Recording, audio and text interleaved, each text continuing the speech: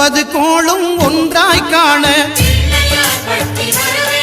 அங்கு கற்பகம் என்னும் கடவுளின் மெய்யில்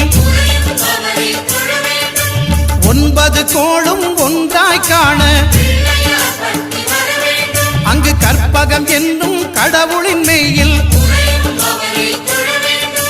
சூரியன் முதலாய் 9 கிரகமும் பலவித குணங்களை கொண்டிருக்கும் எங்கள் கற்பக தருவில் அவை வரும்போது ஒன்றாய் சேர்ந்து பலனளிக்கும்.